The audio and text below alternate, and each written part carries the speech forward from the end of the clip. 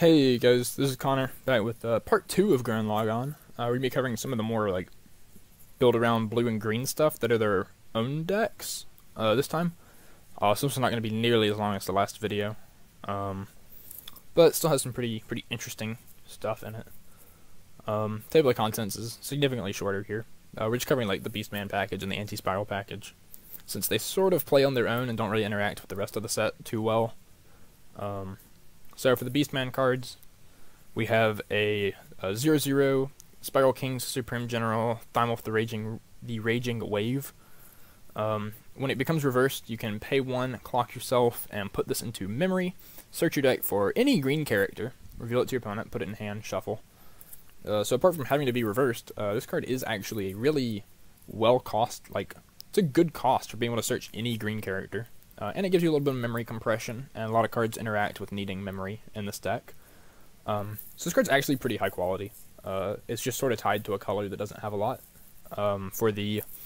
It's a color that doesn't have a lot of good cards, unfortunately. Here we have the Human Eradication Forces Far East Theater Commander Viral. This is a Viral that is not Team GURREN trait. He's just Beastman. On play, look at the top card of your deck, put it on top or into Waiting Room. And whenever he's put into Waiting Room from stage, you mandatory have to discard a card and then return this to hand. Which is kind of unfortunate, but yeah, you are forced to discard a card here. We have Two Faces Enki, so this is the Brainstorm and one of the Climax combos for green. When the Stock Soul is placed, reveal the top card of your deck. If it's level 1 or higher, put it in stock. So you just get, a lot of stock off of this, maybe. And he's a pay 1, rest 2 characters. For each climax you reveal, you search your deck for a green character. As you see, a lot of these are just check for green instead of a trait. We have Spiral King's Supreme General, Adiane the Elegant. Which, this one, if you have the 0/0 in your memory, it gains 4,000 during your own turn, so it's a 108k on offense. Then when it becomes reversed in battle, if you have 2 or less memory, you put this in memory. So it kind of limits you on how many of the 0 you use in order to get this in memory, because you do want this in memory. But it's nice because you swing really big, and then you're back down to 4k, and it dies and goes to memory. So kind of its abilities work with each other well. We have the 1/0 Tyrant of Teppelin, Lordgenome. So this is when you play a climax, he gains 1500. He combos with a treasure. When the battle opponent becomes reversed, if the treasure's in play, you can pay 1, search your deck for a green character, reveal it, put it in hand, shuffle, and this gains 3000 till the end of your opponent's next turn. So he pumps himself up to be a 75 on defense, plus whatever back rows you might have. So he sort of searches and wins board is his goal. But he does cost stock to do so. You have Destined Duel, Enkidu. So this is if you have no markers, it gets minus 45, similar to a lot of the red stuff, and it's a 1/175.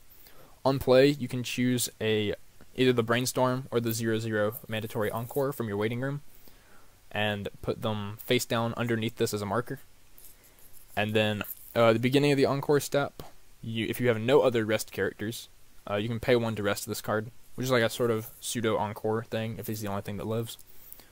But otherwise, he's just a over-spec 1/1 with a marker. We have Obstructive Viral, which is just a level assist, and on play, you can look at top 2 of your deck and put them back in the same order. So it doesn't really do anything too big, other than this one card's the top check, or there's a card that top checks that this can confirm for, and it lets you know if you need Brainstorm or whatever. That's a level assist. Here we have a 2/1. This is an anti-change Clock Bomb. Spiral King Supreme General, Cytomander the Swift, which, being a Clock Bomb, is actually better against Sunshine than the one that the Team GURREN deck has. If there was a way to fit this in that deck easily, I'd recommend it, but being off trait, it's not really too easy of a thing to do. Then his auto ability is on play. You can send the 1/0 and 0/0 from memory to Waiting Room to choose one of your opponent's level 1 or lower backstage characters and put that into their Waiting Room. It's like decent value because you kill a back row, but at the same time you kind of want those cards in memory for other stuff, so it's not the best effect in the world. Here we have Spiral King's Supreme General, Guame the Immovable. So this is what you want the stuff in memory for. He gets -1 level in hand if you have the 1/0 and the 0/0 in memory. On play, you draw 2, discard 2, and then you put the top card of your deck into stock. So he's basically a 3/1 or a 2/1, like 2/1 10k that hand filters. And you can act, pay 1, and put a Beast Man from your memory into Waiting Room to get 2,000 until the end of opponent's turn. So he can make himself big too. So it does provide like a pretty decent level 2 game if you play this. For actual level 3s, we have the Spiral King Lordgenome, 3/2, on play heal, and climax phase change. He just sacks himself to Waiting Room to choose LAGANN in Waiting Room and put it on his own stage position. Which, LAGANN, if there's a marker under it, it gets 15. On play, from hand or by change, you reveal the top card of your deck. If it is a green character, this gains on reverse, you can clock kick. And then, on play from hand or by change, you can choose the 3/2 Lordgenome from Waiting Room and put it underneath this as a marker. And then for the anti-spirals, we have not many cards, because this guy's eating like 16 slots in most decks. Mugann. You can put any number of cards with the same card name as this card into your deck. When this card becomes reversed in battle, if this card's battle opponent is level 0 or lower, you can put that character at the bottom of your opponent's deck. This is another one that sort of denies reverse effects and stuff. GURREN actually just has bombs in every color. We have the anti-spiral race. On play, reveal top card of your deck. If it's anti-spiral, put it in hand, discard 1. So nice hand filter. And when you play a climax, you can return this to your hand, which lets you reuse the hand filter. So this is sort of in the same vein as like the Buddha level 0. That lets you like reuse its stock ability. And if you return to hand, you give a character 2,000 power until end of turn, which is same effect as the Buddha. Then we have Messenger Nia. So this is your brainstorm for the blue deck. It has a climax combo. When you play the blue stock soul onto your climax area, you can discard 1 to choose 2 Mugann in your Waiting Room and put them on separate stage positions. So it trades 1 card for 2, effectively. If you count playing the climax, it makes it like a break-even on playing the climax, but also fills your board, which is pretty nice. The actual brainstorm effect is pay 1, rest 2, brainstorm 4. If there is a card named Mugann revealed among those cards, you search your deck for an anti-spiral, reveal it to your opponent, put it in your hand. It doesn't matter how many Mugann you reveal, so if you reveal like 2 or 3 Mugann, you still only get to search for 1 card. It works well with the anti-spiral hand filter, because you can rest it, and then play the climax, and then bounce the hand filter back. But yeah, so this is really just trying to like constantly keep Muganns on board and stuff, so you don't run out of hand. We have Advanced Class Mugann, which is a 1/0. If there's a marker under it, it gets 45, so it becomes a 1/07k. And on play, it can marker a Mugann from your Waiting Room. We have a Ku Mugann, which is a 2/1 3k backup, but it also has a change ability. At the beginning of Climax phase, you can send this to Waiting Room to choose a Kill Mugann in your Waiting Room and put it on the stage position this card was on. Kill Mugann is also a 2/1, so if you do the change, you're not like losing any resources or anything. It's basically just like you played the 2/1. If there's a marker under it, it gets 6,000 power, which makes it a 2/1 10/5. And if it's placed on stage from hand or by a change, you can marker a Mugann from your Waiting Room under it. So all these just sort of marker Muganns and get really big if they have Muganns. We have Ashtanga Class, which is actually just the reason to play anti-spirals at all. This card's actually insane. So it's a global 1,000 power to all of your other anti-spiral characters. But here's the really cool effect. At the beginning of the climax phase, either player's climax phase, if all of your characters are anti-spiral, all players put all of their characters with a level higher than their level at the bottom of their deck in any order. So any changes or early plays or anything like gains a level, it bottom decks all of it. Yours, your opponent's, everything. But if you're playing this guy, you're just not playing any early plays. so you're just bottom decking your opponent's early plays, every climax phase. Your climax phase, their climax phase, everything. So your opponent can't actually play early plays, because if they do, they lose them before attack step. Which is really nice. And if they do play early plays before you get this guy down, you just play him on your turn, and you bottom deck them moving into your own climax phase. So that actually just really beats out, like, Love Live Sunshine. Can't do their Chica and Yo thing. ReZero, once it comes out, can't do their early plays. As it stands, like, GURREN LAGANN has a couple early plays that it now can't do. Bang Dream has some. A lot of decks just have early plays. And they can't use them against you if you do this. Which means they probably can't contest your 2-1 10-5s either. Well, 11-5s if this guy's on board. Which is really good for you, because now you're winning board and your opponent can't really resolve their game plan. At level 3 we have Ultimate Universal Diablo Granzeboma. On play you heal. And Climax Combo. When this card attacks, if the gate climax is in your climax area, you can pay 1, discard 1. Put the top 3 cards of your deck into your waiting room. Look at up to X cards from the top of your opponent's deck. Choose up to X cards from among them. Put them in your opponent's waiting room. Return the rest of their deck and shuffle. So you basically are just pulling out climaxes. X is the number of characters with Mugann you reveal. With the effect +2. So if you reveal 3 Muganns, you get to check top 5 of their deck and just pull out any climaxes and then shuffle the rest back into their deck. So you're just trying to decompress them before you hit them a bunch. And it doesn't say cards named Mugann, it's cards with Mugann in their name. So you hit on the 0/0 army card, the 1/07k, the 2/1 counter, and the 2/1 10-5. They all count for this effect. Then you have Death Spiral Machine, which is a really cool counter. 3/2. Choose 2 of your opponent's characters not in battle and exchange them as stand. So you can't actually take attacks away from your opponent with this, because they have to be characters not in battle. And it stands the stuff, so you can't pull like a Rested Brainstorm up or whatever. Or you can, but it stands it. But what this does let you do is it lets you, say your opponent has like Last Shot Xenon that they haven't attacked with yet. You can swap it with like an assist in their back row. And now they can't resolve their Xenon combo. Or if they have like a Clock Kick or something, you can swap it with something that's not a Clock Kick. It lets you mess up like the Attack and Waves combo. It lets you mess up like Link Strike. You do have to choose, so you can't really mess up like Mikasa's as easily. Because they can just make hexproof ones. But it lets you mess up like just a lot of like finishers and stuff. And since you're often probably pulling like a Brainstorm or some assist to the front row, if they attack with it and crash, that's an open slot for you that they can't counter back in.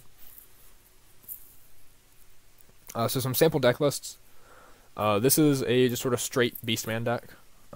We are playing the Yoko runner in this because it doesn't really care about trait, and you have a reverse combo, and it makes your reverse combo easier to pull off. And we have the Beastman Viral Drop Salvage because it is Beastman trait, and it is green, and it is good. So, yeah, otherwise it's just sort of like straight 4 copies of the important cards, and 4 copies of your level 3s, and you resolve your level 1 combo, and then you early play, and then you play Clock Kicks. And you hope your opponent has reverse targets for your Clock Kicks. Like, that's about what it comes down to. The deck's pretty straightforward, but it has, like, good cards. It's not a bad deck. This is probably something you can expect to see someone maybe playing this as, like, a budget build at regionals, or you might see this at, like, shop challenges or whatever. So I don't think it's, like, a competitive deck, but it's probably something you'll see. This one doesn't even take up 3 lines. I love this. So, the anti-spiral deck. You just play 4 of everything, and a billion Muganns. Like, I don't know what to say about this because it's just so straightforward. You're a wall deck. You have a Brainstorm. You have a Hand Filter. You have a kind of a finisher. And your opponent can't early play, so you just do things. Like, I know that's not really saying a whole lot about the deck, but, like, it's an army deck. What am I supposed to say? But here, this deck, this is a fun deck, right? So, this is what we've referred to as the Space Face deck, referring to the Ashtanga Class. We play Drop Salvagers, we play the Nias, we play Brainstorms.